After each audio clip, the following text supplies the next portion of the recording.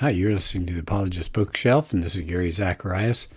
Boy, I'll tell you, J.P. Moreland is a prolific author, an excellent speaker. He's come to our church more than once, and what a witness for Jesus Christ. He's done so much for the kingdom.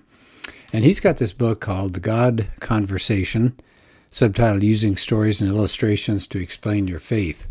Now, I've done, I think, a couple of podcasts in the past on this, and I like this book so much that I ended up doing a talk myself, just calling it Using Stories in Apologetics, and challenging all of us to think about examples and ways that we can clarify what Christianity is and what Jesus did. And we can do that through examples and stories. That's what people take away. That's what they remember. We can give them a big, long lecture on some theological topic, and it's not going to click. But if you tell them stories, wow, that's what we all take away. So the only thing I think I said before is that this book is, let me find the date here, 2007. So Moreland and his co-author, this time it's Tim Muehlhoff. So J.P. Moreland and Tim Muehlhoff. So to illustrate their point, they talk about Christian apologetics and offer arguments for the truth of Christianity, but they use stories, they use movies, and some of the stories, of course, will stay with us forever, but they may reference a movie that was big in 2007, but maybe some of us haven't seen or we don't remember it. And so there's a problem there, and you may want to update some of your thoughts, some of your examples, but the idea is wonderful. So I really like this book. So I want to do chapter 3 today. It's actually a second part of chapter 2, which is looking at the argument about God. How can God exist when there's so much evil and terror? And he calls this one, Can God Be Good If Terrorists Exist?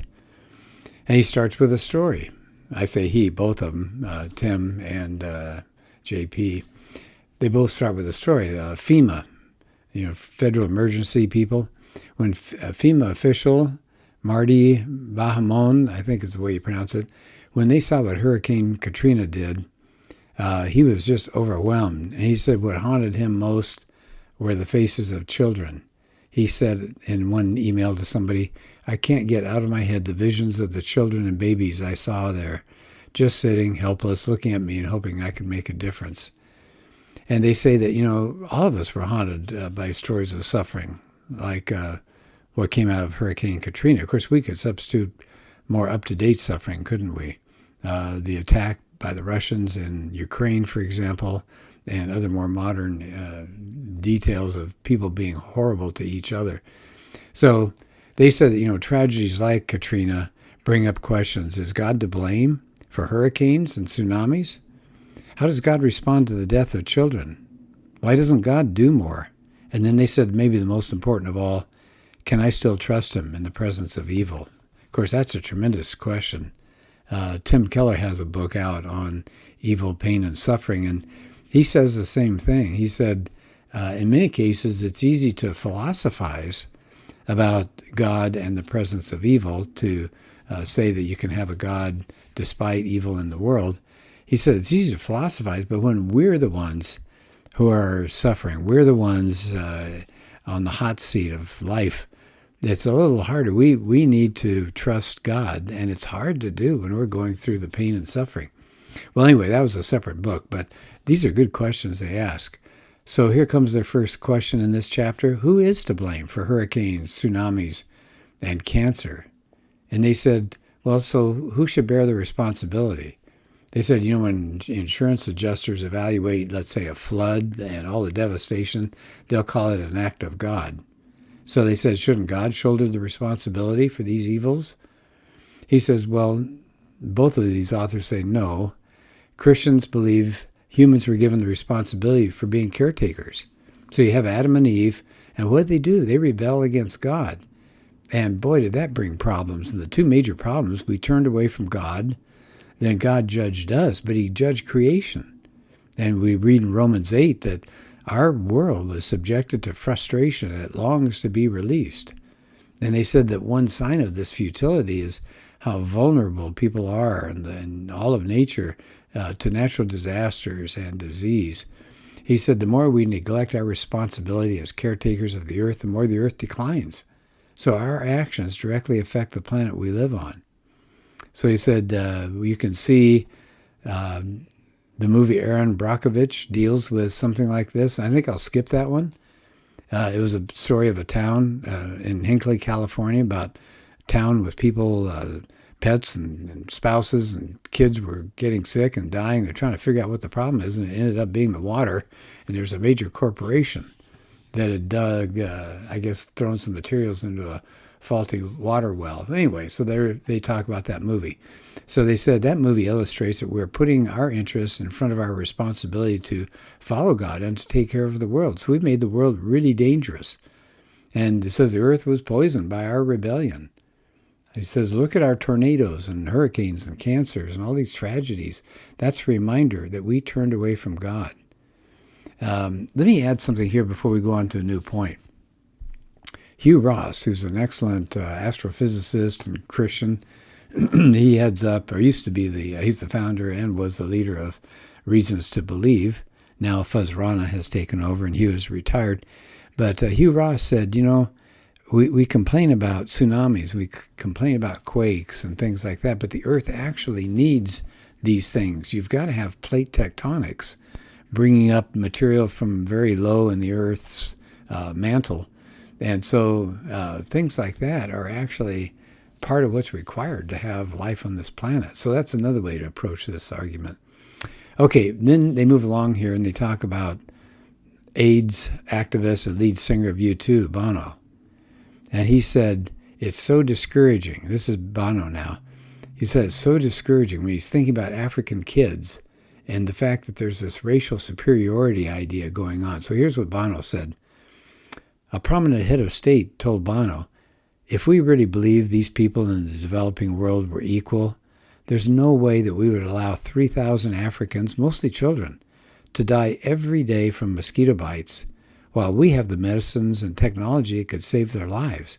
Says that's about as stupid as having separate drinking fountains for blacks in the 50s. He said it's racism disguised by distance.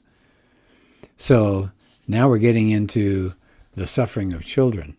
And by the way, I like they make a comment here. They said the effects on our spoiled world would be reduced if we would set aside all our sinful attitudes that we have if we really loved others. Remember in 1 John, we're supposed to love each other. We're supposed to care for others in the earth. That's what God commands. By the way, let me stop here just once or twice because almost every other page has a little section set off to the side that has really good things to think about. They call it digging deeper. And here's one I think is really valuable. It says, it's ironic, but there could be a problem of evil only if there's a God. Now, I said that. Now, doesn't that sound weird? There's only a problem of evil if there's a God. Why is that? Well, they said theists, people who believe there's a God, we do have a problem of evil. We've got to explain that. But atheists have a problem of goodness. How can there be goodness in a godless universe? If there's no God, the only answer is, why did an earthquake kill 30,000 people? The only answer is, why not? We have no reason to think that things like that shouldn't happen. The occurrence of evil wouldn't be strange. In a godless universe, hey, after all, just stuff happens, and that's the end of the matter. Well, we don't believe that. We don't feel that way. Okay, so they're moving on now, a new part of this issue of pain and suffering and evil. What about the suffering of children? And they mentioned that the atheist thinker Bertrand Russell said nobody could sit at the bedside of a dying child and maintain a belief in God. And they said, yeah, that's obviously heart-wrenching. By the way, again, if I can just plug in something, other people have said, well, you're an atheist and you're sitting at the bedside of a dying child. What do you say? You look at the parents and you say, well, I hope you had a good time with this child because you're not going to see him or her again. And you say to the child, I hope you at least had a few years of good thoughts and good life because it's gone. But a Christian sitting there is going to say to that child, you'll be with God and your parents will be with you. What a joy, because this life doesn't end at death. It continues, but not for the atheist. If you have a bad life and you're an atheist, if you got a disease when you're young, you're angry because that's all you have. Once the grave is there, that's the end. All right, well, anyway, so back to the suffering of children. They said that there are many theologians that believe that when a child dies, he or she is immediately ushered into God's presence. So that's, especially when you talk about an age of responsibility, that young kids just are not culpable for wrong actions, and they're judged morally innocent. And many believe that, and I think that makes good sense. John MacArthur says, little children are called innocent in Scripture for precisely this reason. They have no willful rebellion against God. They have no deeds of disbelief. So MacArthur says, yes, all children are born with a sinful nature, but they've never had a willful opportunity to exercise that nature with full understanding or a really deliberate rebellion. So I think that's a good point. Again, on this page, up in the corner, they have a digging deeper. And they said, God judged the creation as a result of the fall of angels and humans so that you end up with diseases and natural disasters. Why did God do this? First, we were supposed to be stewards of the earth.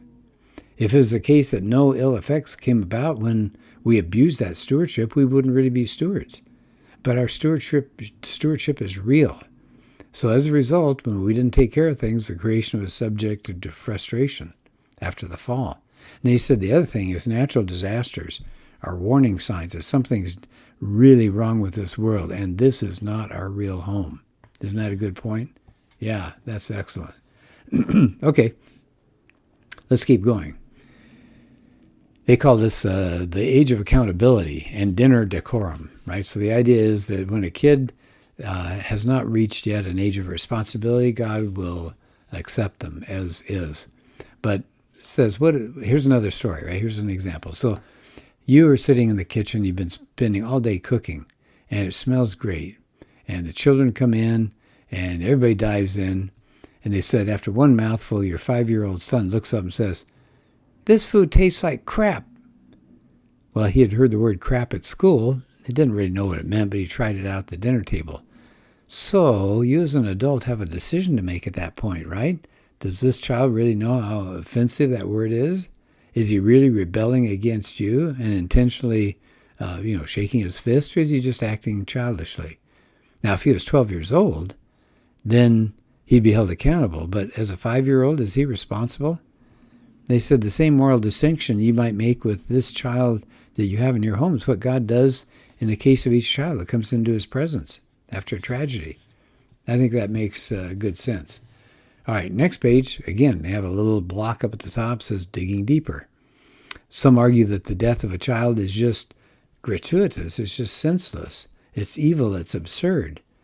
And they said, well, two things could be said. First, we have a limited perspective. We can't see in all ways when an event happens. So we're never in a position to say some evil is gratuitous. So example, so let's say there's a massive earthquake. If you say it's pointless evil, you'd have to know two things. The long-range balance of good versus evil that resulted over centuries after that event, and the long-range balance of good versus evil that would have resulted if there had never been this event. Only then could you judge, looking at those two things, that the event really was gratuitous. But as they said, who's got the slightest idea how to make such judgments? Only God has access to the facts. In other words, God knows a lot more than we do. We see that in the book of Job, don't we? Toward the end of the book of Job, Job and his friends have been trying to figure out, why is God doing this? Friends tend to say, it's your fault, Job. You must have done something wrong. Well, anyway, so they've been going back and forth. God shows up, and he says, let me ask you a few questions, Job. And he says, were you there when I created the stars? And he goes on, and Job has to say, basically, I'll just shut up. I don't know what I'm talking about. Well, yeah, that's the case, isn't it? We don't know enough to make these kinds of judgments. We don't know the mind of God. There's no way we can enter into something like that. Okay, here's the next section of the book. Why doesn't God do more? So they said, here's an example. I guess this really happened. There was a homeless man sleeping on a bench, and 3 teenagers came out with baseball bats, and they beat him, and they got it on a surveillance video. And the question is, why didn't God do something? How could he let this happen? Well, he said, first, how about this idea? Christ himself knows what it's like to be innocent and to be beaten by evil men. He's not immune to this man's suffering. And then God doesn't force us to be moral. The man was beaten by teens that had a choice. They could have been good, they could have been evil. They decided to be evil. Now, last thought there, God didn't stop the beating, but we can be assured that he will redeem this man's suffering. What would that look like? So they said, well, that's a true story. He said, we have a few clues. They said those 3 teens have been caught, and they're standing trial. They said it brought a lot of national attention to the plight of the homeless. Somebody who is an activist said this will shine a very bright light on an issue that's been camouflaged and buried for a long time. People put blinders on until it's right under their nose. So it did spark a national discussion of how to view the homeless. So it says God's redeeming of evil is not limited to this one case, and they give some great examples here. Now, I'm assuming a lot of you have heard of MADD, M-A-D-D, that's Mothers Against Drunk Drivers. They have over 600 chapters. They've been coming up lobbying for better legislation that would target drunk drivers and support victims' rights. So, do you know the story? I didn't know the story. MADD was founded by a woman named Cindy Leitner. Her 13-year-old daughter was killed by a drunk driver. And he'd had 3 previous convictions for drunk driving. So she got busy and did something about it. And so something good came out of something horrific. Here's another example, John Walsh. Have you heard of him? He's had a TV show for a long time. He's an advocate for missing children. He's testified before Congress. They ended up passing what was called the Missing Children Act in 1982. He had that TV show. I don't know if it's still on. It's called America's Most Wanted. Said it's been instrumental in bringing over 900 fugitives to justice. So why is he involved in this? His son was abducted, and 16 days later, this is 1981, 16 days later, they found his body. So he has gotten active and brought about some wonderful things.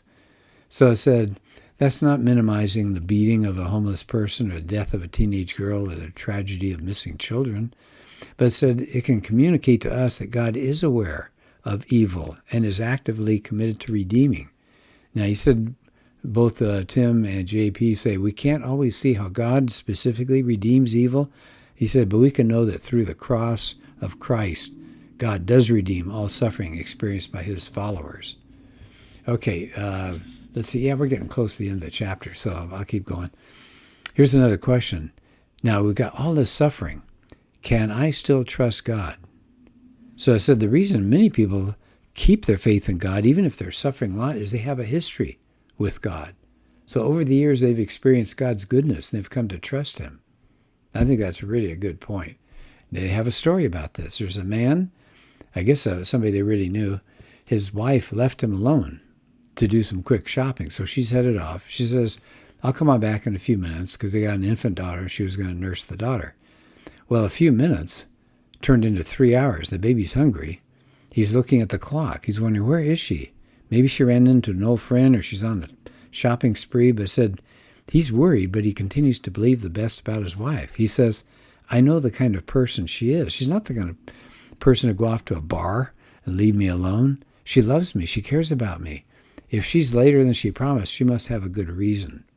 And so just like that story, they said Christians stay connected to God. Many of them stay connected to God during times of suffering is because we're convinced God loves us and is committed to us.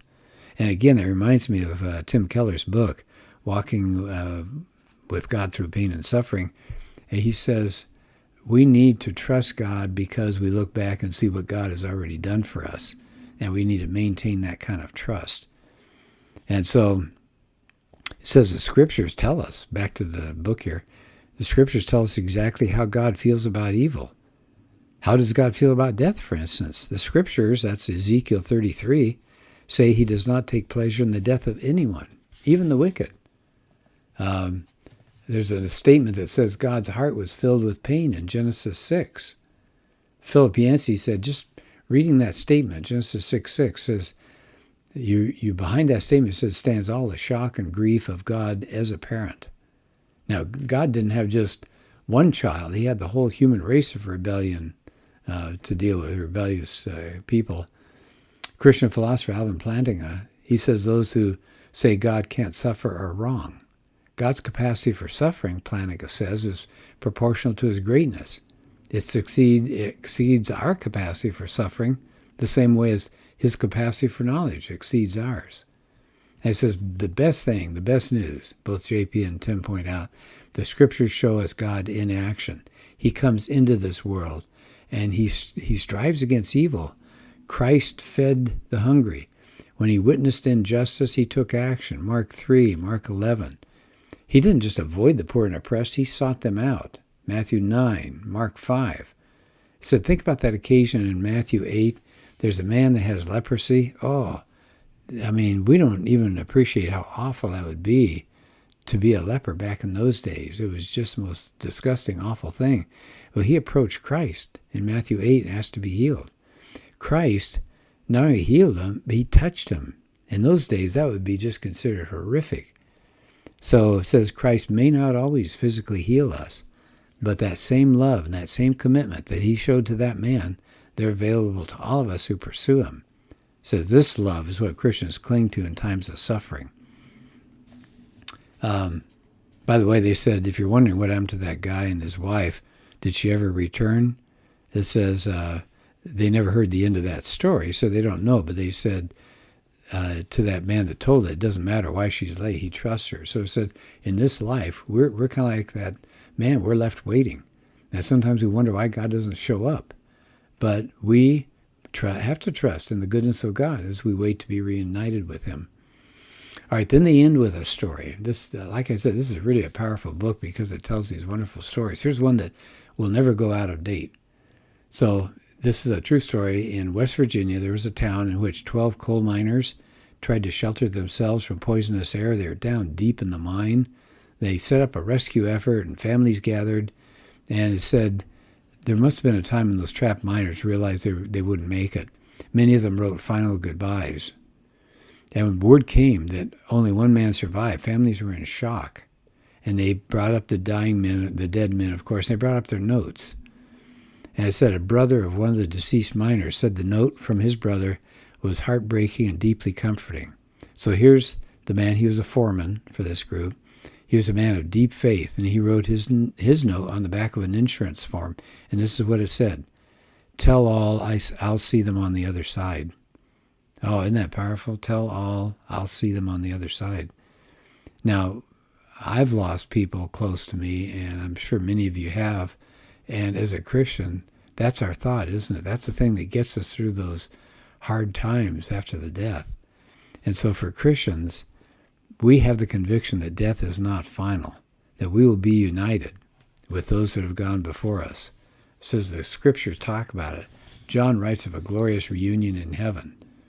God himself will wipe every tear from their eyes. There will be no more death or mourning or crying or pain, for the old order of things has passed away.